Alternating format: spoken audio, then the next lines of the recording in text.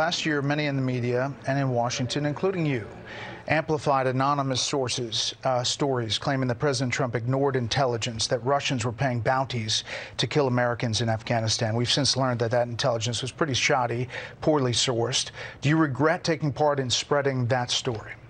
No, I think actually if you look at the details of the story, Brett, you'll see that the intelligence community has made a recommendation about that intelligence. They've talked about having low confidence. I think if you go back and look at what I said, every single thing I said if those stories are true, we need to know why the president and the vice president were not briefed on them, and made very clear that we were concerned. I remain concerned about the role of the Russian government in Afghanistan, the role of the Russians in terms of working against our interests around the world. But you pointed to President Trump.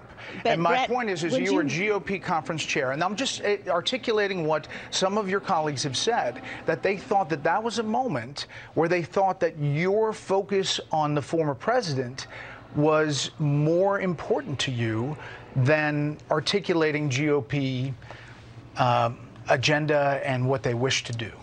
Well, I think you really ought to go check your facts, Brett, because he was the sitting president at that time, and not the former president. No, the president. I'm sorry. Wow, so smarmy from Cheney, because she is no longer in GOP leadership.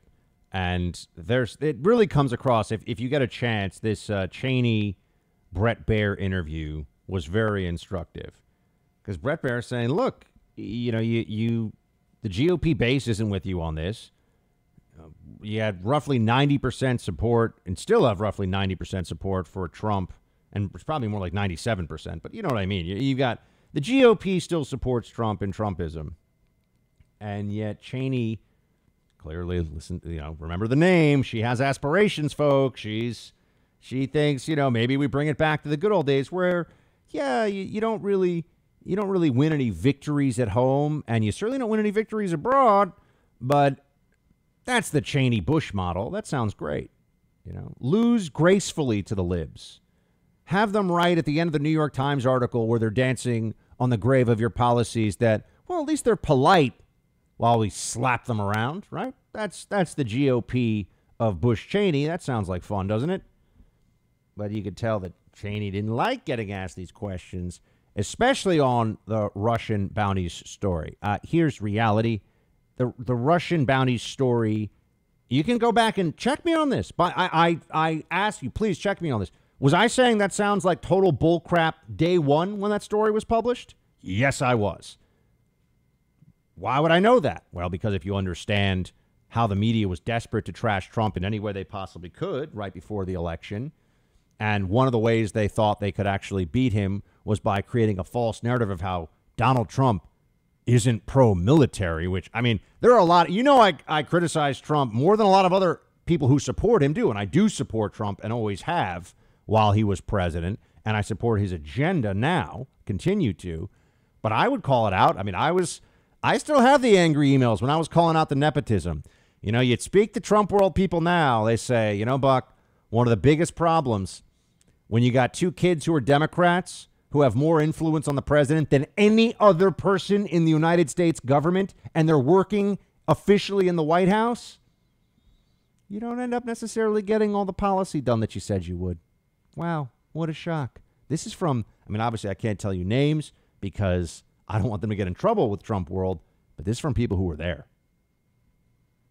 So I was telling you the truth. And I got a lot of heat. Look, I love you guys. You give me heat when I deserve it, and even sometimes when I don't, and that's fine, right? This is like a big family conversation over the dinner table here every day, where I guess, over the dinner table, I was going to say some of you are listening to me at dinner time, some earlier, some later. But I got to tell you, on that one, that was the Buck speaks truth to the team, and I think a lot of you understood that that's where it was coming from, but there were people that were mad at me. And I get it. You're defensive of a guy with Trump who was a movement unto himself and was a fighter for our side and everything else. But I've always told you this. I was trying to be the coach that was getting the team fired up at halftime to win the game. I was never pack it up and fold it in. We're done here. I was saying, come on, there's some things that need to change. And the shutdown of those mechanisms of correction within the Trump White House, because some people were just all Trump. I just need to be closer to Trump all the time. I'll get invited to more Trump dinners all the time. That didn't help. It's part of why he lost. Because he didn't have people that were actually able to get the message across about things like, oh, I don't know, do the right thing about the BLM riots across the country right away. Don't start mumbling about how we're going to have, we'll do criminal justice reform. What? You go back and listen to my shows in June of last year. They're archived. They're online to go see. I kept saying Trump's MIA. I kept trying to get word to the White House, but, I don't have Trump on speed dial, right? I don't get to talk to him every day saying, what is this guy doing? But notice how I can talk to you about this, and it's like we're all at the table. We're a family, and we're all hoping for the best for America, for conservatism, and yes, for the Trump agenda. And we can disagree about it. It's like talking about our favorite sports team. I don't want the other team to win. I just want to make sure we got our best pitcher in the game, because I want to make sure that he has a great ERA. Is that right, producer Mark? Or is that the batter? ERA is a pitching stat, yes. Yes. See? I want to make sure he's got the best ERA possible.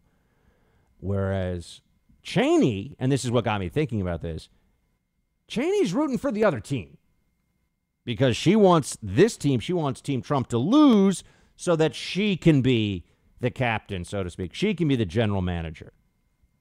And that's what Brett Baer is really calling her out on here. And the fact that she was willing to go along with that narrative of Russian Taliban bounties on American soldiers, come on. She's talking about honor and truth of the Constitution, but she went along with an info operation against Trump in the heat of the campaign when it mattered because she put her interests and her career prospects ahead of the people that comprise the heart and soul of the GOP base. And she has been held accountable for that now. People are like, oh, it's cancel. It's not cancel culture. She doesn't have a leadership job. Is it cancel culture because, I'm not a judge on America's Got Talent. I work in media. I want to make $10 million a year and sit there and be like, yeah, good song. Really well done. No, it's not cancel culture. You have no right to leadership positions. But here you have, another back and forth here between Baer and Cheney on the focus issue.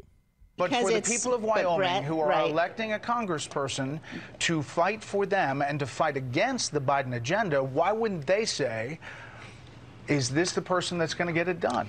That's what your colleagues are asking. I'm going to answer the question. We all have an obligation, and I would say Fox News especially Fox News, has a particular obligation to make sure people know the election wasn't stolen. Fox News, Brett, I'm going to answer your question. Fox News needs to make sure that the American people, they need to make sure that the American people, Brett, you're doing the interview. I'm answering the questions. We need to make sure that the American people recognize and understand that the election wasn't stolen, that we shouldn't perpetuate the big lie, and that there's real danger. I've worked in countries around the world where we don't have peaceful transitions of power. And all of us who are elected officials have got to make sure that we obey and abide by the oath that we swore to the Constitution. I understand. And the peaceful transition of power is key to that. Now, if you're asking me about my constituents believe firmly in the rule of law. They believe firmly in the Constitution. They know that we do not swear allegiance to any individual, and that it's crucially important. And you've made this point. I'm going to make another point. It's crucially important if we want to be able to defeat the really bad Biden policies. We have to attract voters back to us. We have to be able to attract the voters who left us by making clear we know the election wasn't stolen and we are going to abide by the rule of law. No. I understand it was hard to listen through that, but I wanted to hear her squawking at Brett Baer here. Yeah, she's the big GOP populist who's going to expand the tent. Nepotism in the reddest state in the country, Wyoming, where her dad is the most famous politician to come out of that place in living memory. And she's the one who's really, she's going to bring in a lot more Latino voters and minority voters and young voters and white working class voters, because when they see, Liz Cheney with her expensive suits and her last name and the whole thing, they're going to say, yeah, that's the future of the GOP. No, sorry. She doesn't get to play that card, among many things that I have a problem with here. This is not about winning. This is about her personal vendetta. This is about the fact that she feels like the GOP of Bush-Cheney, the lose gracefully time and time again, that GOP that did. Oh, what was the big accomplishment of the Bush-Cheney years? 8 years. What'd they do? Now they handed the country over to Barack Obama and the leftists for 8 years. That was their real accomplishment. Oh, I'm sorry. They winning the war in Iraq, winning the war in Afghanistan, preventing the terrorist attack of 9/11. I mean, let's really have some serious honesty here for a second, folks. Yeah, I don't blame Bush-Cheney for 9/11, obviously, but happened on their watch, right? I mean, you got to look at it. And then we rallied as a country around taking this war on terror against the enemy, and it didn't go so well. I mean, I worked the Iraq desk at the CIA, I remember, and a lot of it was bad decision making. I mean, I've complained about Trump putting his children in the position of absolute authority inside the White House, and no one ever elected them, and they are both Democrats, both of them, like real liberal Democrats. Just think about that for a moment. But during the Bush years, they basically had, my buddy so-and-so's son needs a job. He just got out of college, so let's make him head of the Iraqi Federal Reserve Bank that we're going to create or something now. Go back and read about what was going on with the Coalition Provisional Authority. And go back and look at those days. It was bad, folks. It was bad. But Cheney getting all smarmy. Look, good riddance to her in leadership, and I hope we primary her. I hope she's gone. And I give Brett Baer credit here for being very patient also with Cheney, who is being smarmy unnecessarily, and it's clear that this is all personal for her, and it's about her family name, her prospects, and it's like we had someone from the Lincoln Project essentially as the third most powerful person in the House of Representatives. That's what was going on, and now it's over. Now we got Stefanik. We'll see how that goes. Hey, Team Buck, thank you so much for watching The First on YouTube. If you like this video, please click that little thumbs up button so then it will log as liked. And also, if you want to see more great content from The First, please click subscribe.